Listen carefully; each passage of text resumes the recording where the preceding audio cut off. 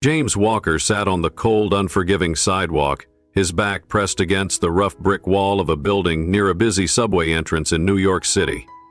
The January wind cut through his thin jacket like a blade, chilling him to the bone as he tucked his trembling hands deeper into his pockets.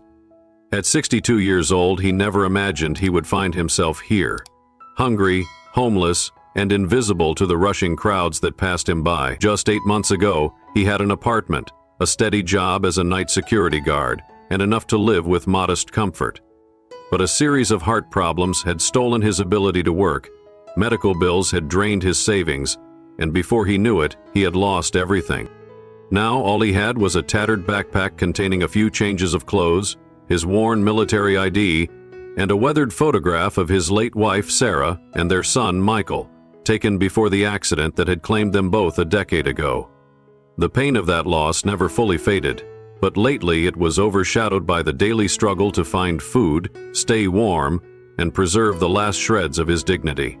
He had never begged before, never once asked for a handout, even as his stomach ached from hunger and his body trembled from the cold.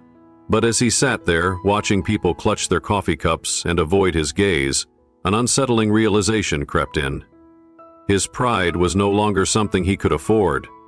The thought made his chest tighten, but so did the hunger gnawing at his insides. As his fingers fumbled over the 27 cents in his pocket, he found himself contemplating something he had never done before. Could he bring himself to ask a stranger for help? And if he did, would anyone even bother to listen? The morning air was brutally cold, the kind of cold that seeped into James Walker's bones and made every movement feel sluggish and painful. The wind howled through the narrow streets of New York City, whipping around corners and sending discarded newspapers skittering across the pavement. James pulled his frayed jacket tighter around himself, but it did little to stop the relentless chill that had settled deep into his body. His fingers were stiff and numb, his breath forming small clouds in the air as he exhaled. He had been awake for hours, his body too cold and his stomach too empty to allow for anything resembling real sleep. As people rushed past him, their thick coats and scarves shielding them from the worst of the winter air, James watched them with weary eyes. He had once been one of them, just another man on his way to work, sipping hot coffee, checking the time, lost in the routine of life. But now, he was a ghost in their world, someone they barely noticed, a figure hunched against the wall, blending into the background of the city's harsh reality. His stomach twisted in protest, reminding him that he hadn't eaten since the morning before. The thought of waiting hours for the soup kitchen to open made his head spin with weakness. He reached into his pocket, feeling the 3 coins that amounted to a mere 27 cents. Nowhere near enough for even the cheapest food. James had resisted begging for as long as he could, clinging to the last remnants of his pride, but desperation was an enemy stronger than dignity. His hands trembled, not just from the cold but from the decision he was about to make. For the first time in his life, he would ask a stranger for help. The thought burned in his chest, but hunger was an unrelenting force, and he had no choice left. James Walker shifted against the cold wall, trying to summon the courage to do something he had never done before: ask for help. His fingers, stiff from the icy air, tightened around the few coins in his pocket as he debated whether he could truly go through with it. His pride told him no, but his empty stomach told him otherwise. A small crowd had gathered, their phones raised, murmuring in hushed excitement. At first, James thought it was another street performer or maybe a celebrity sighting, the kind of spectacle New York City was never short of.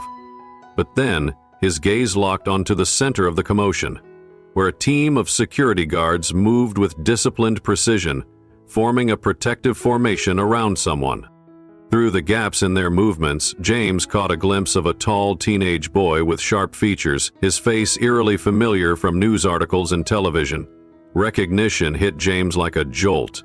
This was Barron Trump. Even without the security detail, there was no mistaking that posture, that resemblance to his father. James had seen countless headlines about the former president's youngest son, but he had never given them much thought, and yet, at this moment, there was something striking about the young man. He walked with quiet confidence, his expression serious, thoughtful, as if his mind was always at work. James hesitated, his pulse quickening. The young man was almost level with him now, only a few steps away, The opportunity was slipping through his fingers, and yet his body refused to move. His voice stuck in his throat. A lifetime of self-reliance, of stubborn pride, screamed at him to stay silent. But deep inside, another voice, a softer, younger one, urged him forward. His son Michael's voice. If we can help, but don't, what does that make us? The thought made James's chest tighten. His window of opportunity was shrinking. If he was going to do this, it had to be now. James Walker took a shaky breath, forcing his legs to move as he stepped forward, his heart pounding in his chest, not just from the cold but from the weight of what he was about to do. His voice, unused to speaking to strangers, felt trapped in his throat, but he swallowed his pride and forced the words out. "Excuse me, young man, could you spare $1?" The words felt heavier than he expected, each syllable laced with shame and vulnerability. The security guards reacted instantly, shifting into a protective stance, one of them already reaching for his radio. James knew the protocol well. He had been in security long enough to recognize when a team was assessing a potential threat. But before they could move him away, Barron Trump stopped walking. For a brief moment, the teenager's eyes met James's, and the look that passed between them was not one of fear, annoyance, or pity. It was curiosity, maybe even understanding. James had expected indifference, the same reaction he got from everyone else. But instead, Barron stepped forward slightly, ignoring the cautious movements of his security detail. "It's okay," he said, his voice calm but firm. The guards hesitated but ultimately relented, giving him space. James barely registered the small crowd that had formed around them, phones recording, whispers spreading. He only focused on the young man before him, who saw him, really saw him, in a way no one else had in a long time. And in that moment, with a simple interaction that lasted no more than a few seconds, neither of them knew that this small request, just $1, would set into motion a chain of events that would change both their lives forever. There was a time when James Walker had a life like anyone else, a warm home, a steady job, and a sense of purpose that kept him grounded. He had spent 22 years serving as a military police officer, taking pride in his work and the discipline it required. After retiring from the military, he transitioned into civilian security, eventually working as a night guard for a high-rise office building in Manhattan. It wasn't glamorous, but it paid the bills, kept him active, and gave him a sense of stability. Every evening he would put on his uniform, kiss his wife Sarah goodbye, and remind their son Michael to finish his homework before bed.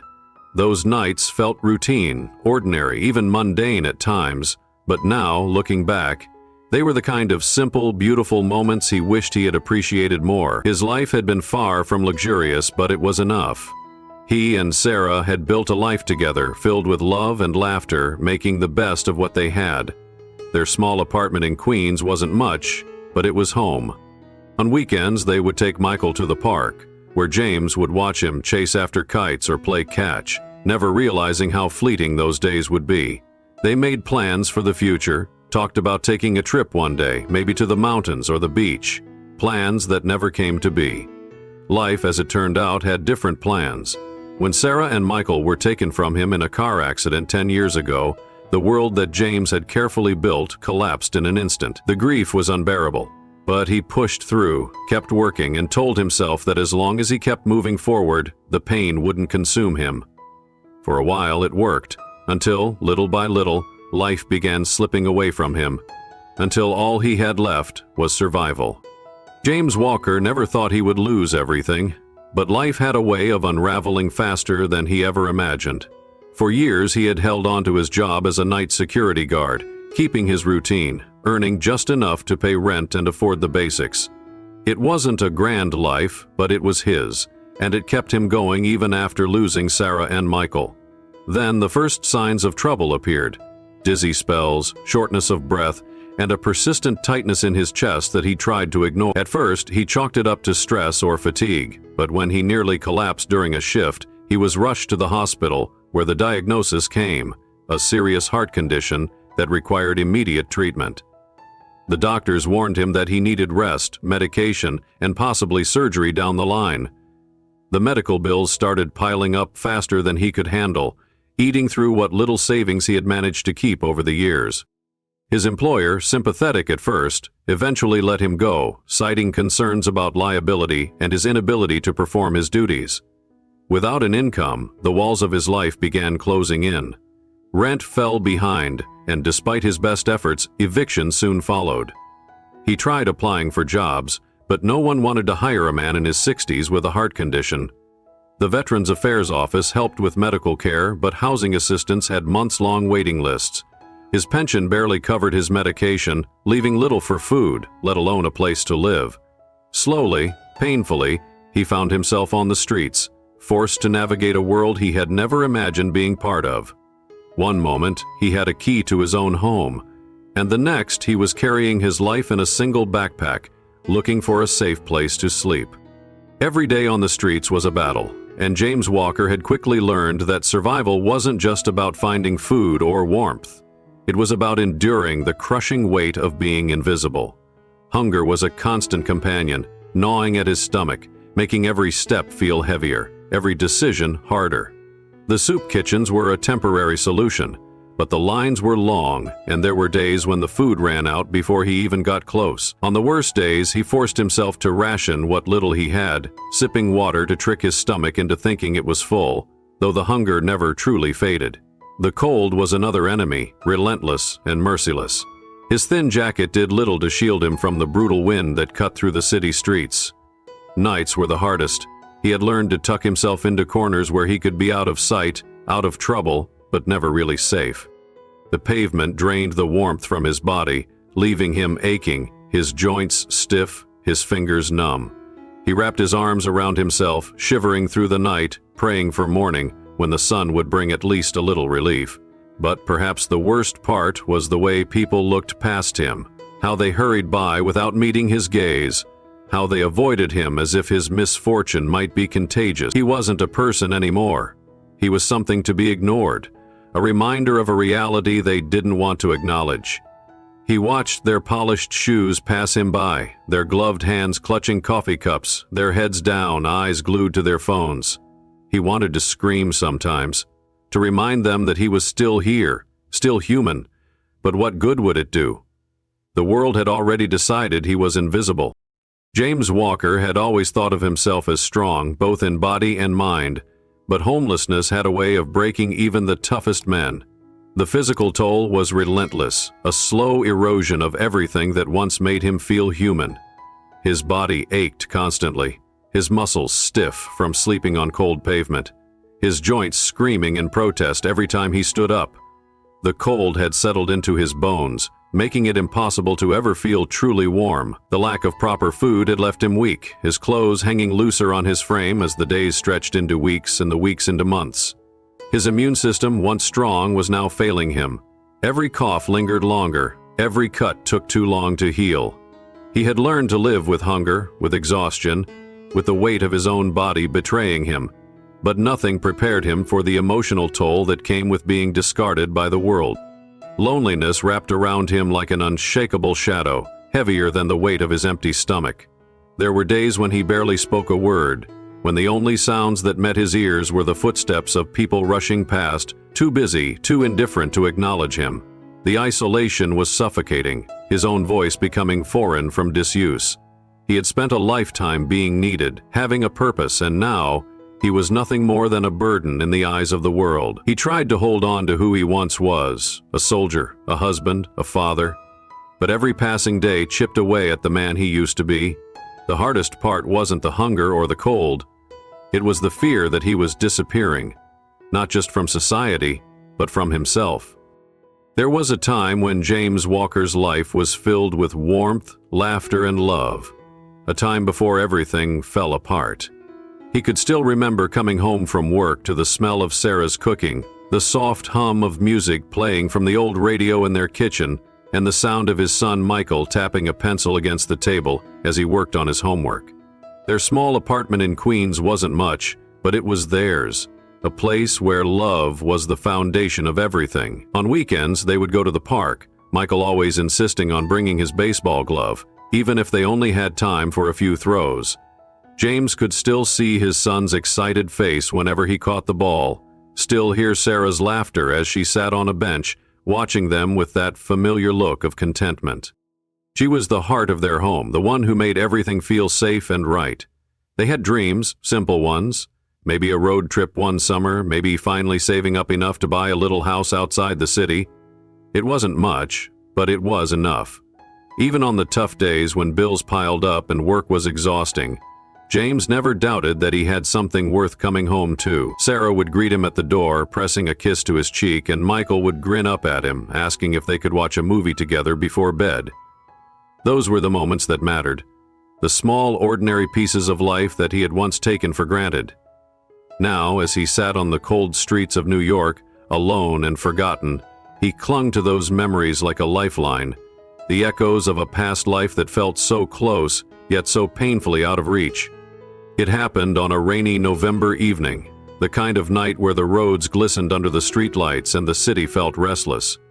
James had been at work when the phone call came, his supervisor's face turning pale as he handed him the receiver. The voice on the other end was calm, too calm, the kind of calm that only came with delivering unbearable news. There had been an accident. A collision at an intersection, a drunk driver running a red light. Sarah and Michael had been on their way home from a school event just a few blocks away from their apartment. The impact was immediate. By the time James reached the hospital, his wife was already gone, and his son was slipping away. He barely remembered what the doctors said, their words blending into a dull roar of medical jargon and apologetic glances. He only remembered holding Michael's small, bruised hand, whispering to him, telling him it was okay, that he was proud of him, that he loved him. And then, just like that, he was alone. The days that followed were a blur of funeral arrangements, condolences from people who didn't understand his grief, and a crushing silence that filled every corner of their now empty apartment. James tried to keep going, tried to push through the pain, but the weight of their absence hollowed him out from the inside. He lost himself in work, in routine, in anything that kept him from drowning in the memories of what he had lost. But grief was relentless. It seeped into everything, turning familiar places into haunted reminders of the life that had been stolen from him. Losing Sarah and Michael hadn't just changed his life, it had shattered it.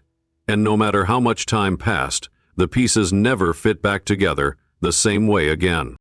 James Walker had always been proud of his son, but it wasn't just because Michael was smart or hardworking. It was because even at a young age, he had a heart that saw people in a way most others didn't. Michael had always been the type of boy who noticed when someone needed help. James still remembered one particular afternoon when they were walking home from a baseball game. They had just stopped for ice cream when Michael suddenly tugged at his sleeve, pointing toward an elderly woman struggling with her grocery bags. Without hesitation, Michael ran over to her, his small hands gripping the heavy bags, his face determined as he helped carry them to her apartment building. When James asked him why he had done it, his son had looked up at him, eyes full of sincerity, and simply said, "Because we can help, Dad.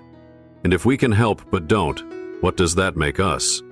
That moment had stuck with James more than he ever realized at the time.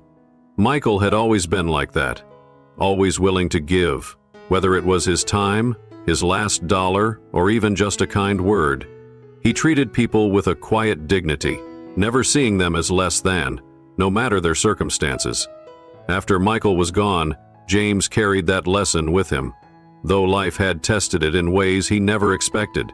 Even now, as he sat on the cold streets of New York, debating whether to swallow his pride and ask for help, his son's words echoed in his mind. If we can help but don't, what does that make us? He had always believed in giving to others, but for the first time he wondered, if receiving help was what he needed to survive, did that mean someone else's kindness could save him the way Michael had always tried to save others? There was a time when James Walker had a home, a job, and a reason to wake up every morning. He used to come home to the sound of Sarah cooking in their small kitchen, the scent of spices filling the air as Michael sat at the table, scribbling in his homework notebook. He could still hear his son's laughter, still feel the warmth of Sarah's goodnight kiss, still remember the feeling of stepping into his apartment after a long shift and knowing he belonged somewhere. Life wasn't perfect, but it was his, and it was enough. Now, all of that felt like a distant dream, something that belonged to another man in another lifetime. His home had been replaced by a cold sidewalk, his uniform traded for layers of worn-out clothes, and his dignity stripped away by the brutal indifference of the world around him. Instead of Sarah's warm meals, he scavenged for whatever scraps he could find or waited in long lines at the soup kitchen, hoping the food wouldn't run out before he reached the front. Instead of Michael's laughter, he listened to the honking of taxis and the murmurs of strangers passing by, their faces turned away as if he didn't exist. The nights were the worst. He used to fall asleep in his own bed, surrounded by the quiet comfort of his family. Now, he curled up against a brick wall, shivering under a thin blanket, his body aching from the unforgiving pavement. He had spent years protecting others, ensuring their safety, yet no one seemed to notice him now. The life he had built, the love he had known, had slipped through his fingers like sand, leaving him with nothing but memories and the unbearable weight of everything he had lost. James Walker had spent his entire life believing that a man's pride was worth more than money, that dignity was something no circumstance could take away. Sarah had instilled that value in their son, Michael, and James had carried it with him through war zones, through long hours as a security guard, and even through the unbearable grief of losing his family. But now, as he sat on the freezing sidewalk, stomach empty, body aching, and fingers numb from the cold, he realized that pride alone couldn't keep him alive. The thought of asking for help felt like a betrayal of everything he had stood for. He had always been the one offering a hand, never the one reaching for it. But hunger had a way of stripping a man down to his most basic needs, and right now, survival was the only thing that mattered. His mind waged a war against itself. One side reminding him of the promise he had made to Sarah to always keep his dignity, the other whispering that dignity meant nothing if he didn't live to see another day. He clenched his jaw, willing himself to stand, but his body refused to move, as if staying silent and invisible was the last thing keeping his pride intact. If he asked for help, he would no longer be just another man who had fallen on hard times. He would be a beggar, just another face in the crowd of the forgotten. The thought made his stomach churn, but so did the unbearable emptiness inside him. His pride had carried him this far, but now, for the first time, he questioned whether it was holding him back from the one thing that could save him. And if survival meant swallowing that pride, could he finally bring himself to do it? As James Walker sat hunched against the brick wall, the cold biting at his skin, he heard her voice as clearly as if she were sitting beside him. "Never beg, James. No matter what happens, keep your dignity."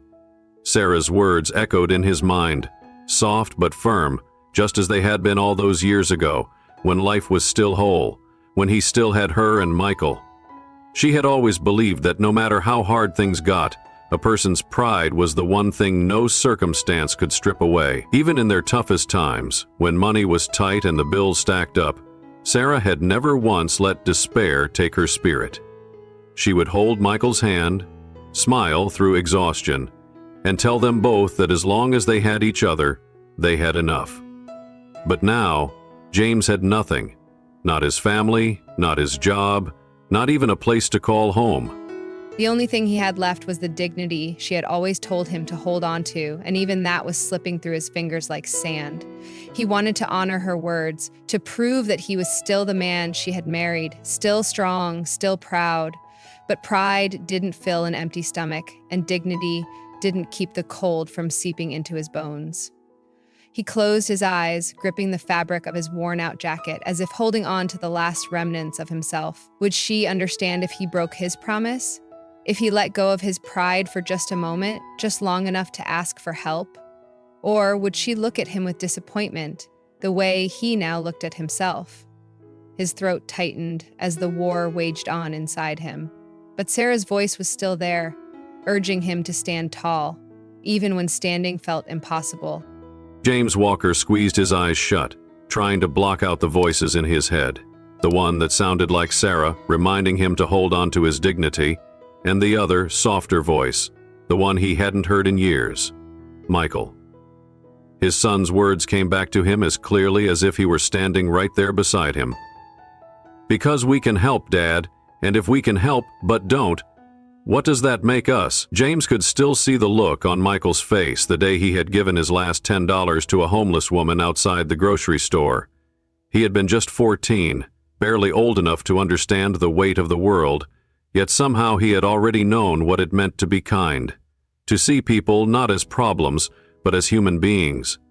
James had been so proud of him that day, had ruffled his hair and told him he had a good heart. And now, as he sat on the cold sidewalk, feeling the weight of his empty stomach and the exhaustion in his bones, he wondered what Michael would say if he could see him now. Would he tell his father to keep his pride? Or would he remind him that kindness wasn't just about giving, but also about receiving? James let out a shaky breath, his fingers tightening around the few coins in his pocket.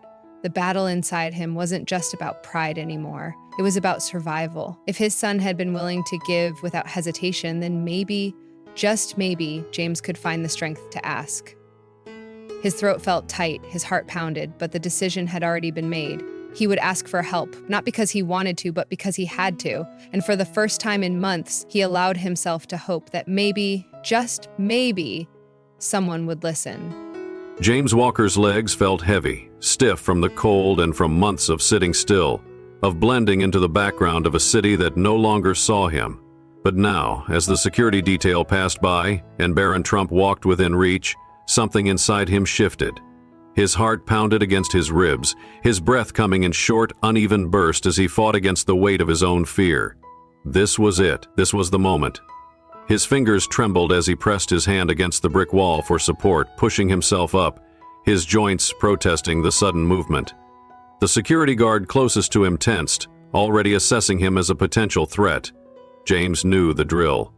Knew that in a matter of seconds he could be shoved back, ignored, left exactly where he was.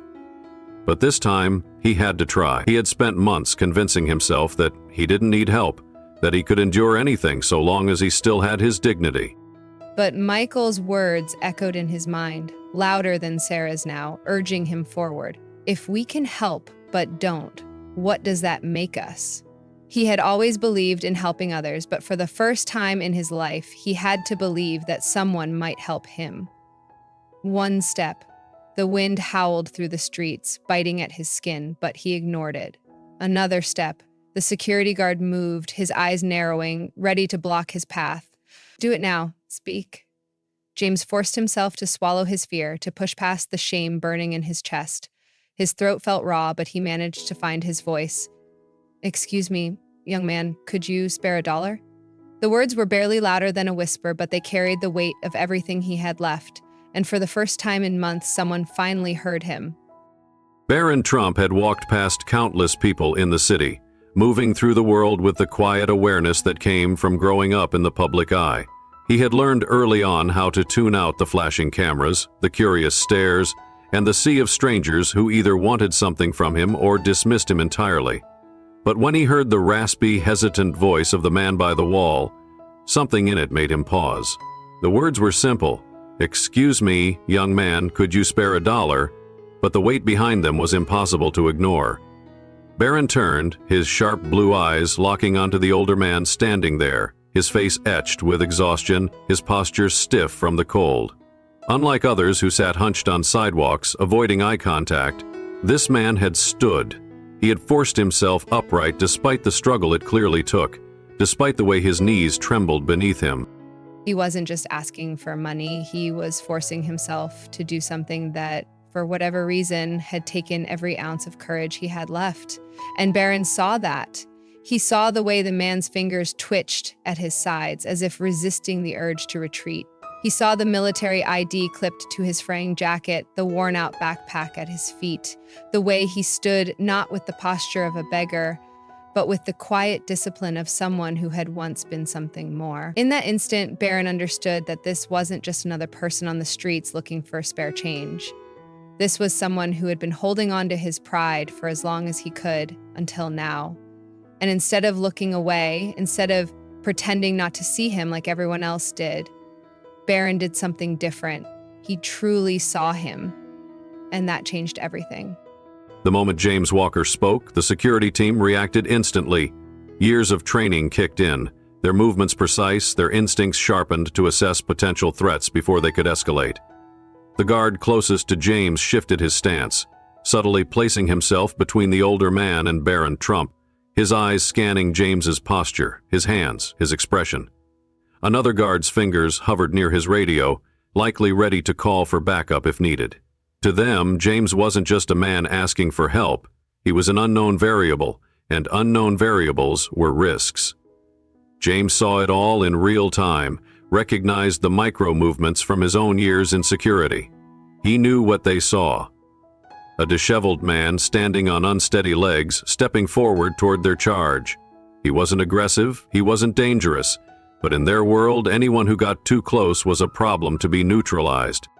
James had done the same countless times in his career, his job once requiring him to escort people like Barron safely through crowds, to remove unwanted strangers before they could become threats. And now he was on the other side of that equation. He could already feel it happening. The guards making silent calculations, deciding whether to push him back, to order him away, to remove him as efficiently as possible. They weren't cruel, they were just doing their job. But even knowing that, shame burned in his chest. He had spent a lifetime protecting others, maintaining order, ensuring safety. And now, standing in front of them, empty-handed, exhausted, all they saw was a potential problem. His hands instinctively curled into fists at his sides, not in anger but in frustration, in humiliation, in the painful realization of how far he had fallen. He had spent his life making sure people like Barron were protected. Now, he was someone they needed protection from. Barron Trump didn't hesitate. While his security team instinctively moved to block the man's path, assessing him as a potential threat, Barron stepped forward instead. His movement was deliberate, not rushed, but firm enough to make his intentions clear. "It's okay," he said, his voice calm, commanding.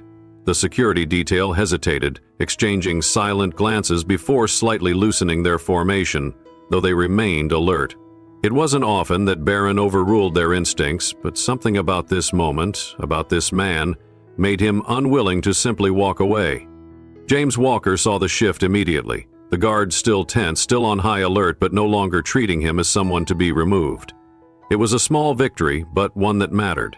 Barron's gaze remained steady as he studied James, taking in the worn military ID on his jacket, the weight of exhaustion in his face, the quiet but unmistakable resolve in his posture. This man wasn't just asking for $1. This was something bigger.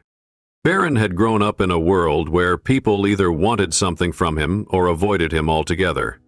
He was used to being the center of attention without ever truly being seen. But right now, the roles were reversed. Here was a man who had been ignored by thousands of passing strangers.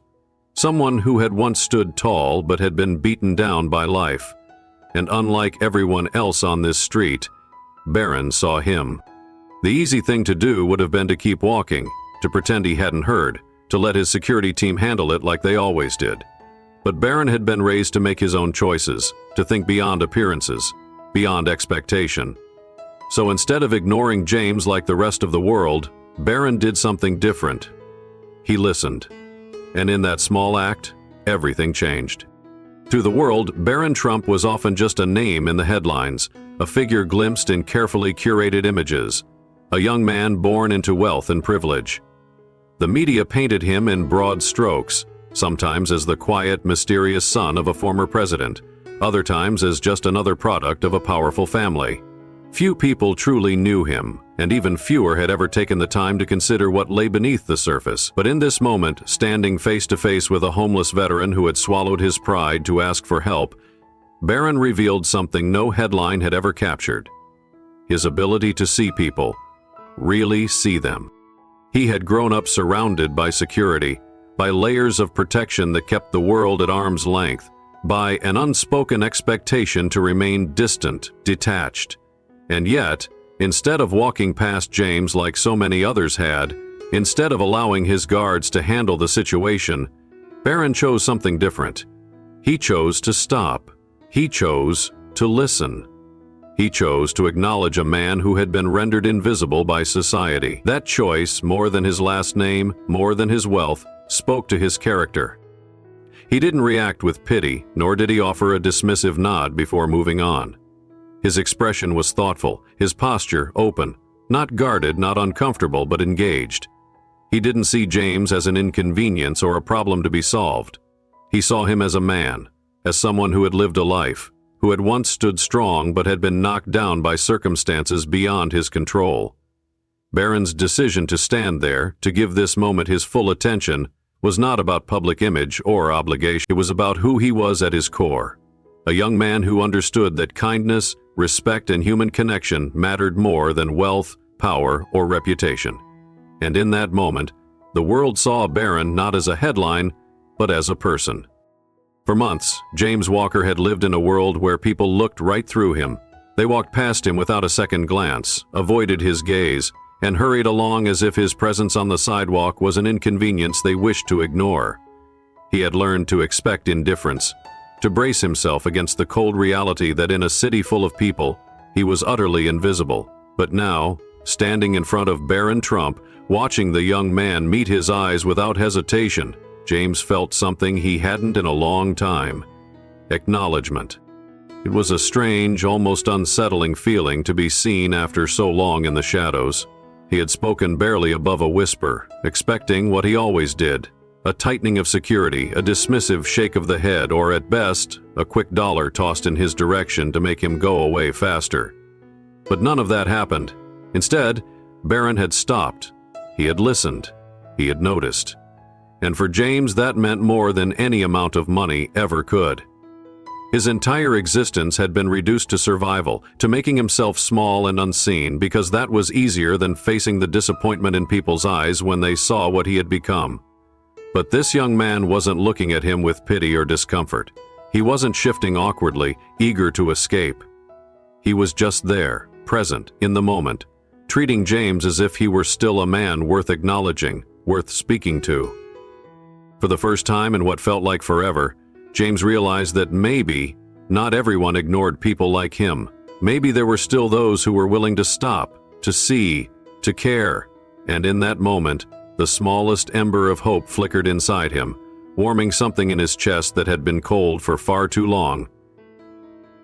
Barron Trump's eyes flickered to the worn military ID clipped to James Walker's jacket, the edges frayed from years of being handled, the once crisp plastic now dulled with time. He didn't ask about the weathered clothes or the thinness of James's frame. He asked about that. "You're a veteran," Barron said, not as a question, but as an observation. James, instinctively straightening at the words, gave a small nod. "Yes, sir. Staff Sergeant James Walker, U.S. Army, Military Police, Desert Storm." The response came automatically, his voice carrying the weight of years of service, of discipline that never truly faded. Even now, despite everything he had lost, he still held on to that part of himself. Barron's expression didn't change, but something in his eyes shifted, a flicker of understanding. "How long did you serve?" he asked, his tone even, genuinely curious. James hesitated, unsure if he was being humored or if this young man was really taking an interest. 22 years, he answered. "Got out and went straight into civilian security work.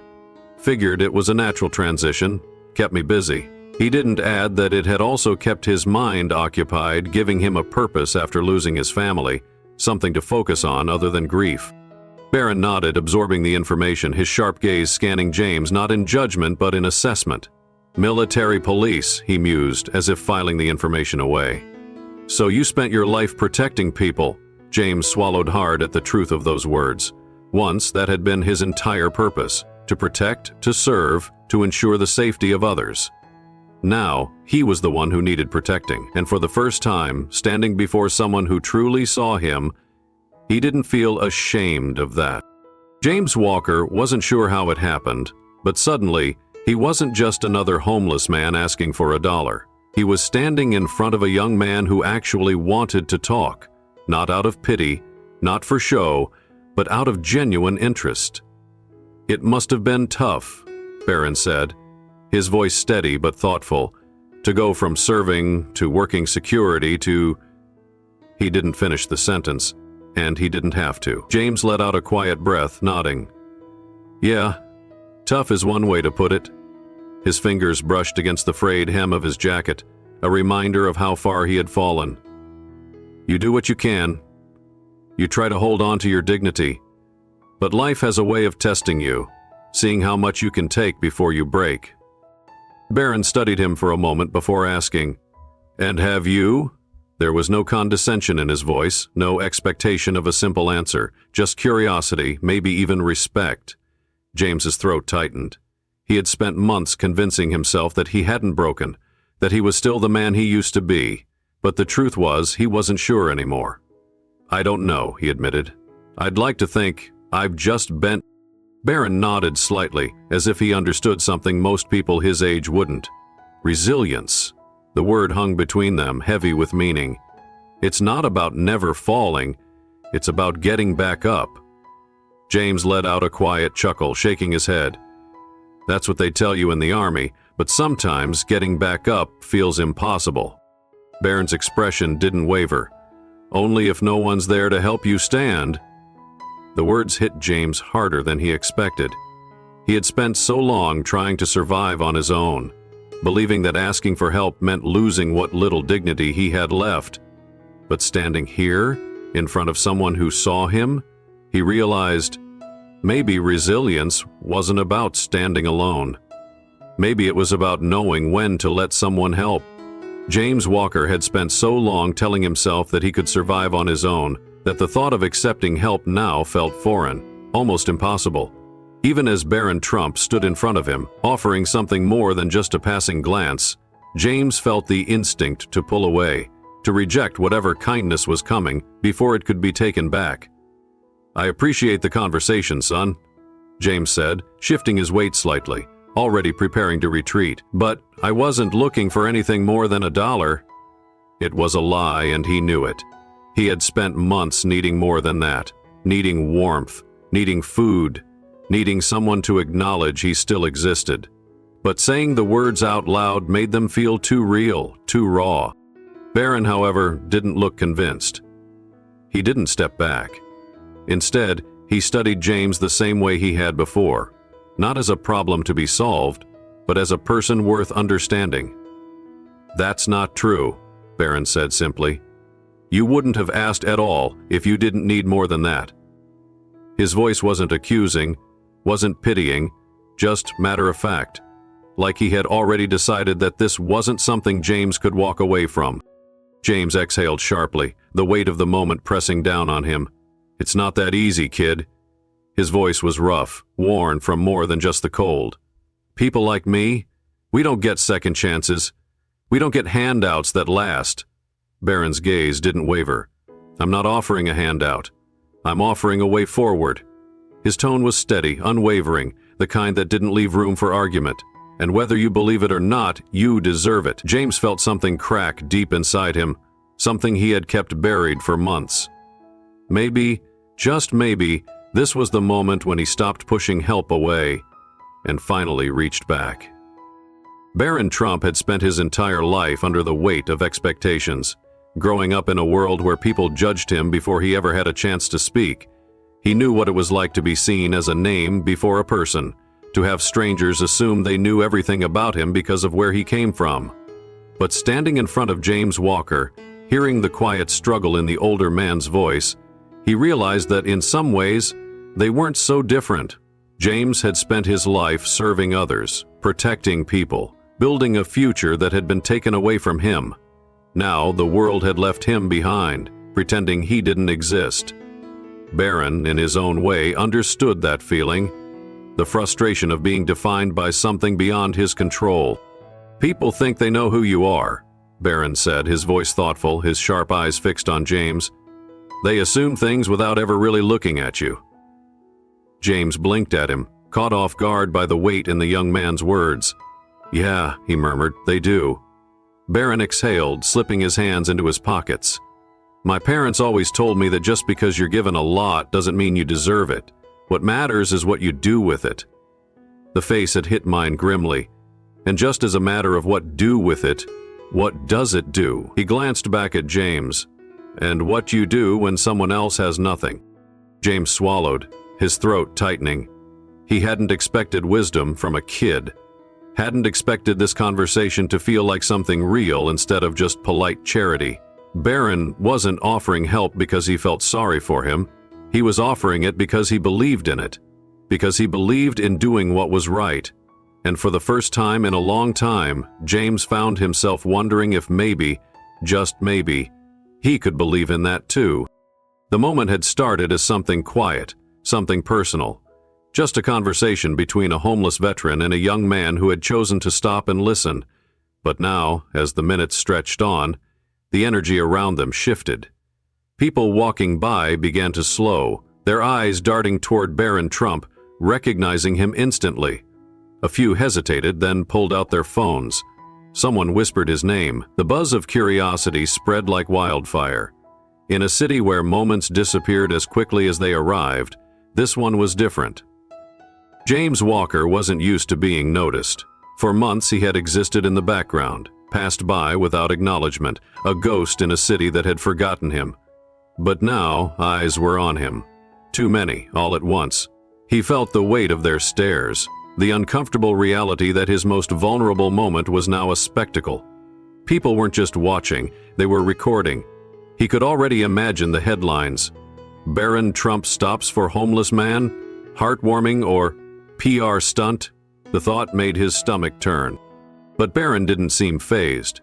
He remained fully present in the conversation, unbothered by the gathering crowd, as if none of it mattered beyond the man in front of him. His security detail, however, wasn't as calm. One of them murmured into a radio, scanning the growing number of onlookers. Another subtly repositioned himself, ready to move Barron along before things got out of hand. But Barron held his ground. For James, the attention was suffocating. But for Barron, it was irrelevant. This wasn't about the cameras. It wasn't about the headlines. It was about a moment. A real, human moment. And he wasn't going to let the world watching change that. Barron Trump could have done what most people would, reached into his pocket, handed James Walker a few bills and walked away. It would have been easy, expected even. A simple transaction that would have allowed him to feel like he had done something good without truly changing anything. But as he stood there, looking at the man in front of him, the veteran who had spent a lifetime protecting others only to be left with nothing, Barron knew that wasn't enough. A few dollars wouldn't fix this. A moment of generosity wouldn't change the trajectory of James's life. If he really wanted to help, he had to do more. His security team was shifting uneasily now, the murmurs of the crowd growing louder. The logical thing to do was move on, let this moment end before it spiraled into something uncontrollable. But Barron ignored the pressure, pulling out his phone instead. He didn't check social media, didn't text a friend, he made a call. "Dad's office, please," he said simply when the line connected. James watched, his brows furrowing in confusion. Barron turned slightly, still within earshot. "I need to speak with the property manager at the tower. It's urgent." James stiffened, suddenly unsure of what was happening. This wasn't what he had asked for. He had only meant to survive another day, to swallow his pride long enough to get a meal, maybe a cup of coffee. But Barron was thinking far beyond that. He wasn't just throwing money at the problem, he was trying to change it. James shifted on his feet, the weight of exhaustion pressing against him. But for the first time in a long time, he felt something he had thought was lost: hope. Real, tangible hope. And it terrified him, because if this was real, if Barron truly meant to help, then maybe, just maybe, his life wasn't over yet. Barron Trump held the phone to his ear, his expression unreadable, his posture firm despite the growing murmurs around him. The call wasn't impulsive, it was deliberate. This wasn't about charity, it was about action. James Walker stood frozen, watching as Barron calmly but decisively pushed forward something neither of them had expected when this moment began. "Yes, I need to speak with the property manager at the tower," Barron said, his voice steady despite the swirling energy around them. "It's urgent." James's chest tightened. He had no idea what was happening, but he knew that phone calls like that weren't made for people like him. Important men made calls like that. Men with influence, with power, with resources. And yet here was this young man standing in front of him, using that very influence on a man who had asked for nothing more than $1. The security team was shifting now, clearly uneasy with the unexpected turn, but Barron wasn't giving them, or the crowd, any attention. His focus remained on the call. "No, everything's fine, but I need a favor," he said simply, as if the outcome had already been decided. James felt his hands clench into fists, not in anger but in overwhelming disbelief. He had spent months feeling invisible, worthless, like a problem no one wanted to solve. And now, with just one call, Barron was undoing all of that. The call stretched on for another minute, Barron nodding occasionally, his fingers tapping against his leg. Then he gave a small, satisfied nod. "Yes, today. Thank you." He hung up, slipping the phone back into his pocket, and turned to James. "All right, Mr. Walker," he said, his tone light but certain. "Let's get you off this street." And just like that, everything changed. Barron Trump didn't waste a second. As soon as he ended his first call, he was already making another, his fingers moving swiftly over his phone. James Walker stood still, barely able to process what was happening. He had spent months feeling invisible, struggling just to survive, and now, in the span of minutes, Barron was moving mountains on his behalf. This wasn't just about temporary relief. Barron was putting something real into motion. "Yes, I need HR," Barron said into the phone, his voice calm but authoritative. "There's an opening in security, right?" A pause, then a nod. "Great. I have someone who's more than qualified." His sharp eyes flickered toward James, as if daring him to argue. "Yes, I'll send over the details now." James felt his breath catch in his throat. Security. The work he had spent his life doing. A job, a real job, not a handout, not a sympathy gesture, an actual opportunity. His mind scrambled to find the catch, to understand how this was possible. People like him didn't get second chances. They didn't get phone calls like this made on their behalf. Barron continued speaking, switching seamlessly between different calls, coordinating details, making sure everything fell into place. He wasn't just offering James a moment of kindness. He was restructuring his future. Finally, Barron slipped his phone back into his pocket and met James's stunned gaze.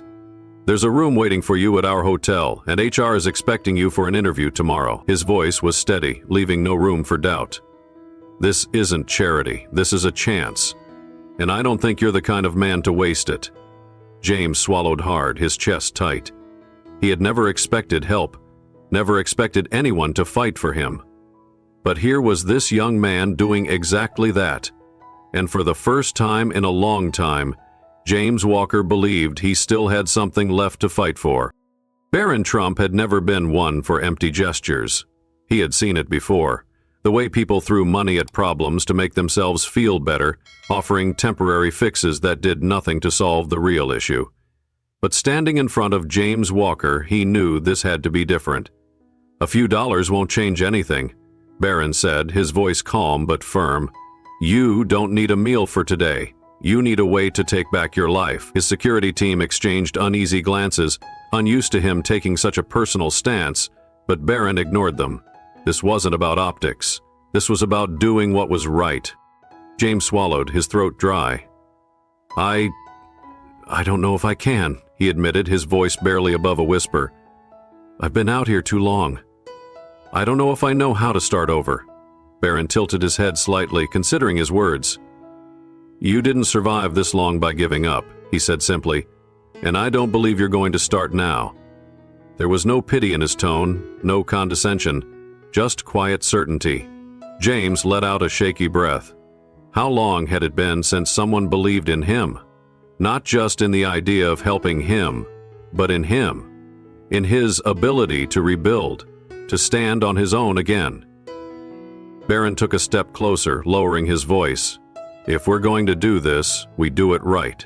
A roof over your head, a steady paycheck, a path forward. Not just a band-aid, but a real fix." He met James's weary gaze. Because dignity isn't just surviving, it's having the chance to live again. James felt something break inside him, not from pain, but from relief. For the first time in years, someone wasn't just giving him help, they were giving him hope.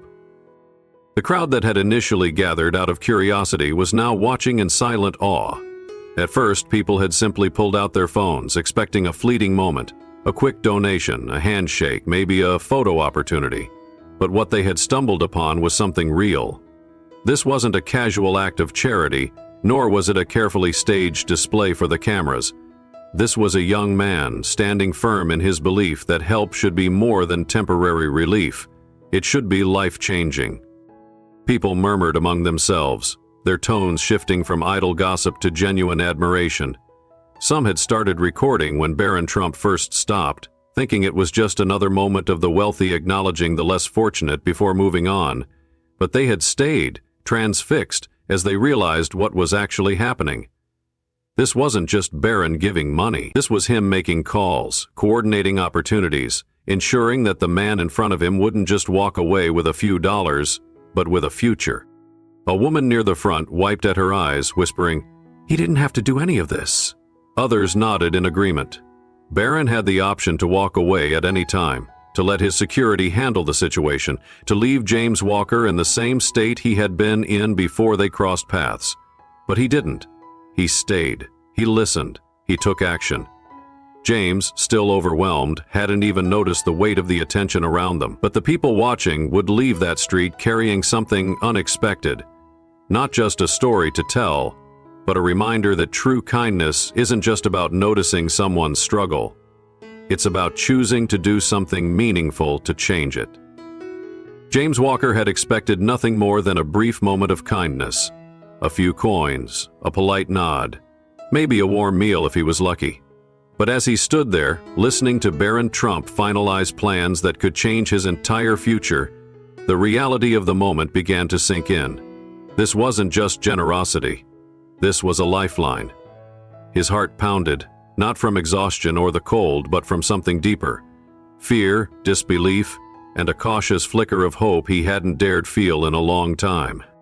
He had spent so many months surviving on scraps, telling himself that this was just his fate, that there was no way back. Now, in the span of minutes, he was being offered a job, a place to stay, a fresh start. Could he really take it? His hands trembled at his sides, and he tightened them into fists, as if bracing himself for the moment to disappear. He had been let down before, promises made, then broken, help offered, then taken away. What if this was just another moment like that? James looked at Barron, searching for any sign that this was a performance, that at any moment the young man would say, "I tried," and walk away. But Barron wasn't wavering. His face was steady, his posture relaxed but sure. This wasn't an obligation. This wasn't for show. This was real. James swallowed hard, his throat dry. "You're serious about this?" he finally said, his voice barely above a whisper. Barron gave a slight nod. Dead serious. And in that moment, James realized something terrifying. He had no more excuses. No reason to stay in the shadows. No justification for refusing a second chance. This was happening, and for the first time in years, he had to believe that maybe, just maybe, things could change. James Walker barely had time to process what was happening before one of Barron Trump's security guards stepped forward, holding out a thick, insulated coat. "Sir, you'll need this," the man said, his tone professional but not unkind. James hesitated, instinctively reluctant to accept something so substantial. For months, he had survived with barely enough to keep warm, layering whatever scraps of clothing he could find. Now, this coat, clean, heavy, built for real protection against the cold, felt like too much, like something he hadn't earned. But then Barron, still watching him closely, gave a small nod. "Take it," he said simply, no strings attached. His voice left no room for argument, and James, with shaking hands, reached for the coat. As soon as he pulled it around his shoulders, warmth enveloped him in a way he hadn't felt in a long time. It wasn't just the physical relief. It was the sudden, overwhelming realization that someone had noticed his suffering and had done something about it. A bottle of water and a small bag of food were handed to him next. He hadn't even realized how dehydrated he was until the first sip of water burned down his throat. He took a deep breath, his chest feeling lighter, even as his mind struggled to catch up. This was real. The help was real. He wasn't being pushed aside or given empty promises. He was being taken care of, right now, in this moment. James exhaled, gripping the coat tightly. He had spent so long surviving alone that accepting help felt unnatural. But for the first time in months, he wasn't just existing. He was being seen, being helped, being given a chance to feel human again. And maybe, just maybe, he could let himself believe he was worthy of that. As James Walker stood there, wrapped in the warmth of the coat and clutching the water bottle, something inside him shifted. For months, he had seen himself as nothing more than a survivor, someone who had been cast aside, forgotten by society. He had become accustomed to the cold, to the loneliness, to the constant struggle of simply getting by. He had accepted that his life had no value, that he was just another faceless figure on the street. But now, as Barron Trump stood in front of him, offering not just material aid, but dignity, respect, and an opportunity, James felt a crack in that hardened exterior, the walls he had built around himself for protection, starting to crumble. For the first time in a long while, he began to see himself as more than just the sum of his circumstances. The man who had been a proud military service member, who had once walked with purpose and pride, was still in there, buried beneath the layers of pain and loss. But now, someone had seen him for who he truly was, a man who had lived a full life, who had served his country, and who deserved a chance to rebuild. It wasn't just the coat or the food or the job offer that was changing him. It was the realization that he wasn't invisible anymore. The weight of the kindness, the belief Barron had shown in him, began to seep into his very core. He started to believe that maybe he wasn't broken. Maybe he could be more than the man he had become. It was a fragile feeling, but it was growing stronger with every minute that passed. Maybe, just maybe, this wasn't the end. Maybe it was the beginning of something new. And for the first time in years, James allowed himself to hope, to believe that he was still worthy of a future. James Walker had spent so much of his life holding on to pride, convinced that asking for help was a sign of weakness, that it meant losing his dignity. He had always believed that to survive, to keep his sense of self intact, he had to do everything on his own, no matter the cost. But standing there in front of Barron Trump, wearing a coat that was warm enough to chase away the cold that had been his constant companion, James began to realize something profound. True dignity wasn't about refusing help. It was about knowing when to accept it and, more importantly, how to accept it. He had spent months surviving by his own terms, but in this moment he understood that accepting help wasn't a surrender. It was a choice to live better, to choose hope over shame. The kindness Barron had shown him was not about pity. It wasn't an offer born from obligation or superficial generosity. Barron had extended his hand not because he had to, but because he understood that people, no matter their circumstances, deserved to be treated with respect and given the opportunity to rise again. And as James absorbed that, he realized that accepting the help Barron offered didn't make him lesser. It made him smarter, more aware of the support that was available to him if he could only see it. It was about rebuilding, not just surviving. Dignity wasn't about doing it all alone. It was about knowing when to lean on others and doing so wisely, with the intention of standing up again stronger than before. The simple act of accepting help, of trusting Barron's offer, became a powerful lesson for James. Dignity wasn't in the refusal. It was in the courage to let others in when they truly cared. As James Walker stood there, the weight of the moment pressing on him, he felt a shift within himself. For so long he had wandered through his days without a plan, without hope, simply trying to survive. But now, standing in front of Barron Trump, with the offer of a job, a place to stay, and real medical care, James knew he had a choice to make. This wasn't just a fleeting act of kindness, it was an opportunity, a real chance to rebuild his life. The road ahead wouldn't be easy, and he knew there would be challenges, but for the first time in a long while he felt something he hadn't dared to feel in years: hope. He wasn't just going to exist anymore, he was going to live again. The promise of a future, even if uncertain, made his heart beat a little faster, filled him with a quiet strength he had long forgotten. It wasn't just about accepting help. It was about taking that help and using it to create something meaningful. He knew he would have to work hard, to prove to himself and to others that he was capable of more than just surviving. But now he had a reason to try. The path ahead was still blurry, but James was ready to take the first step. For the first time in months, he didn't feel invisible, and that was all the encouragement he needed. He would rebuild his life, one step at a time, starting with the opportunity Barron had given him. It wasn't just the coat, the food, or the job offer. It was the belief in himself that he had almost lost, now reignited by someone who saw him, truly saw him, and gave him a chance to stand tall again. James Walker could hardly believe how a single moment, a small request, had led to a life-changing series of events. It had started so simply, just asking for $1, something he never thought would lead to anything more than a fleeting interaction. Yet here he was, sitting in a warm car, about to head to a hotel room with a secure future ahead of him, a job offer on the table, and his medical needs taken care of. All of it had started with a single vulnerable request. For so long, he had convinced himself that asking for help was beneath him, that his pride and dignity depended on doing everything alone. But now, looking back, he realized that the true act of courage had been in reaching out, not in trying to carry the weight of the world on his shoulders alone, but in acknowledging that even the strongest people sometimes need help. Asking for that $1 had opened the door to an entirely new life. Barron Trump had seen him, had taken the time to listen, and instead of offering a quick fix, he had given him the means to rebuild.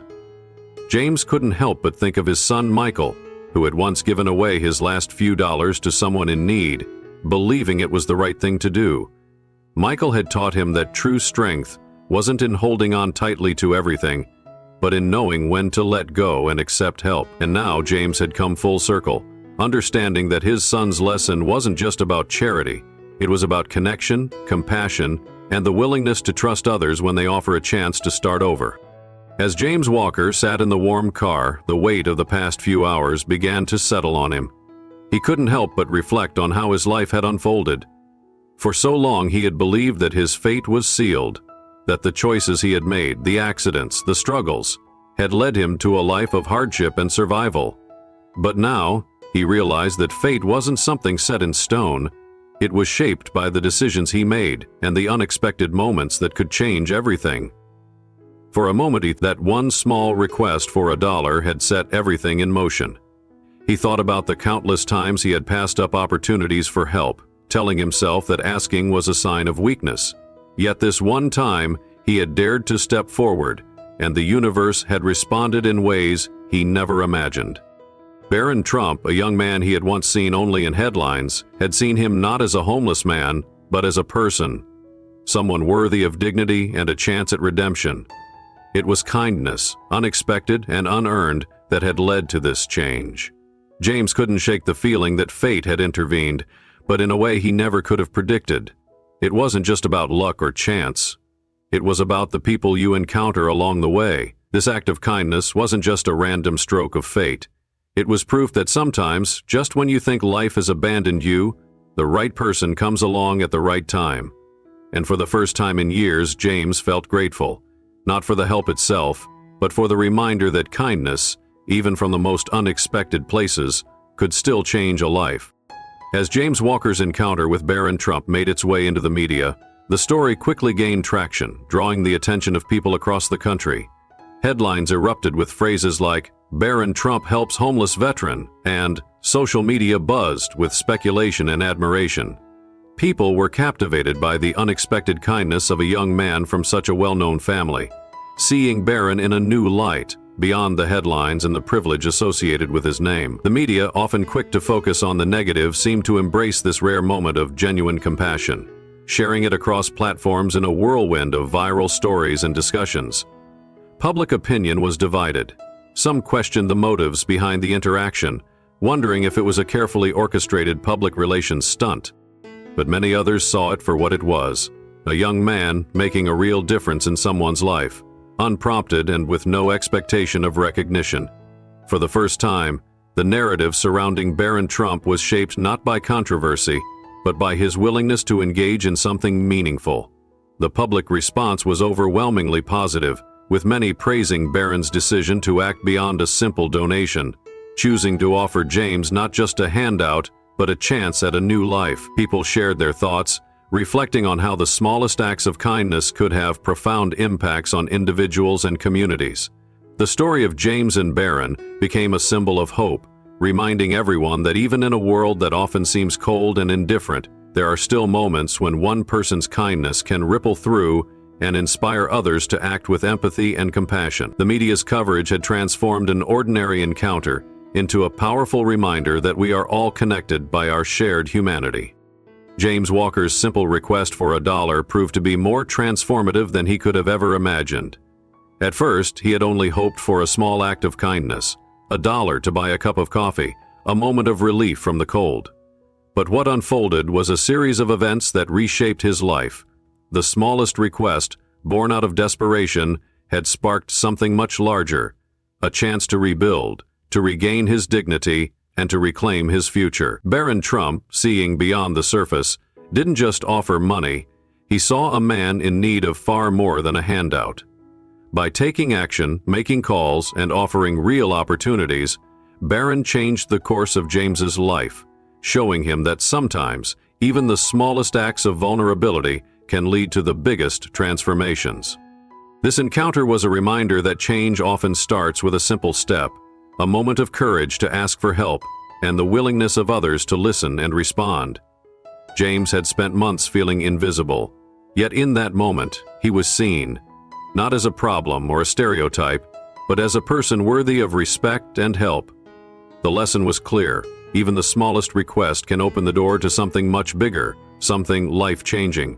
By embracing his vulnerability, James allowed himself to be part of a greater transformation, not only in his own life, but in the life of the young man who chose to help him. This encounter, born from a single moment, proved that it doesn't take grand gestures to create profound change. Sometimes it only takes a single, humble request to start the journey toward healing, hope, and a new beginning. The story of James Walker and Barron Trump serves as a powerful reminder of the importance of truly seeing others, especially those whom society tends to overlook. In a world where it's easy to become absorbed in our own lives and struggles, it's all too common for people like James to become invisible, ignored by those who pass by without a second glance. However, the lesson in this encounter is clear. True humanity lies in our ability to notice others, to understand their needs, and to offer a hand when it's needed the most. Barron Trump could have easily walked by, ignoring James like countless others had done before. Instead, he stopped, saw the person in front of him, not just a homeless veteran, but a man who had lost everything and was struggling to find his way back. To his eye, the man was a hermit. By simply taking the time to notice, to acknowledge James's existence, and offer real, lasting help, Barron demonstrated that compassion starts with the simple act of seeing someone as a person, not as a problem. This story challenges us to question how we interact with those around us, to look beyond the surface and understand the stories that lie beneath. The real moral takeaway here is that every person we encounter is worthy of our attention and respect, and it's in recognizing and valuing their humanity that we can truly make a difference. Whether it's a homeless veteran, a colleague, or even a stranger on the street, our ability to see others not just as they appear, but as they truly are, has the power to create connection, change, and transformation in ways we may never fully understand. The impact of one person's kindness can be immeasurable, as demonstrated by Barron Trump's interaction with James Walker. What began as a small, seemingly insignificant request for $1 became a turning point in both men's lives, illustrating how a single act of compassion can ripple through the lives of those involved. When Barron chose to step beyond a simple donation, to truly engage and offer James a chance to rebuild his life, he did more than provide immediate relief. He restored hope. For James, who had lived for months in a constant state of invisibility and survival, Barron's kindness offered more than physical help. It reminded him that he was still worthy of dignity and had the potential to create a new future. Through Barron's willingness to truly see him, James was able to take the first steps toward healing, both physically and emotionally. The ripple effect of Barron's actions didn't just touch James, it extended outward, inspiring those who witnessed it to rethink their own attitudes toward kindness and generosity. It highlighted how one person's decision to reach out, to offer a hand rather than walk away, can change the course of someone's life forever. In a world that often seems cold and indifferent, Barron's act of kindness served as a powerful reminder that even small gestures can have profound, lasting effects. By choosing to help in a meaningful way, Barron didn't just change James's circumstances, he offered him a renewed sense of purpose, self-worth, and belief in the goodness of others. The truth is, kindness doesn't just change one life, it has the power to transform an entire world. Small gestures of kindness, though seemingly insignificant at the time, have the power to create powerful ripple effects that extend far beyond their initial act. In the case of Barron Trump's interaction with James Walker, a simple request for $1 set in motion a chain of events that forever changed James's life. What started as a small act of generosity grew into an opportunity for transformation, not just for James, but for everyone who witnessed it. By choosing to see the person in need rather than ignoring him, Barron's actions reached far beyond just offering help. It created a shift in how others perceived kindness and their role in affecting the world around them. The ripple effect of this kindness was felt not only in James's life, but in the lives of those who saw Barron's genuine care and action, inspiring them to reconsider how they engage with others. In a society that often overlooks those who are struggling, even the smallest acts of kindness can alter the course of someone's life and inspire others to follow suit. It's a reminder that every gesture, no matter how small, holds the potential to make a difference, and can create a wave of change that extends far beyond what we can imagine. The lasting bond between James Walker and Barron Trump is a testament to the power of compassion and human connection. What began as a brief encounter between a homeless veteran and a young man from a privileged family evolved into something much deeper, a relationship rooted in mutual respect, understanding, and shared humanity. Barron's decision to help James wasn't just about a one-time act of kindness. It was about seeing him as a person worthy of dignity and offering him a chance to rebuild his life. Over time, this gesture sparked a transformation in James, helping him regain his sense of self-worth and confidence. For Barron, the experience was just as profound. It reminded him of the impact one person can have on another's life and reinforced the values of empathy and generosity that his family had instilled in him. The bond they shared went beyond just the exchange of help. It was a recognition of each other's struggles, strengths, and potential. As James moved forward, so did Barron's commitment to seeing and helping others. Their connection, born from a simple request for $1, became a lasting reminder that true change happens when we reach out to those around us and offer not just help, but hope for a better future. One of the key lessons from the story of James Walker and Barron Trump is the power of kindness and how small acts can transform lives. Often, we may feel that we can't do much to help those in need, but in reality, even a small gesture, like offering a bit of time, attention, or support, can create profound changes in someone's life. In this story, a simple request from James led to new opportunities, not just improving his circumstances, but also restoring his confidence and hope. By showing care and offering help, even in small ways, we remind others that they are not invisible. For seniors, this serves as a reminder that it's never too late to make a difference. Life may bring many challenges, but a moment of connection, a kind gesture, can lead to significant change. Understanding, empathy, and kindness are not limited by age or circumstances. So remember, when we help others, we don't just change their lives, we enrich our own lives as well. The impact of one act of compassion can ripple through both the giver's and the receiver's lives, creating a cycle of goodwill that benefits everyone involved.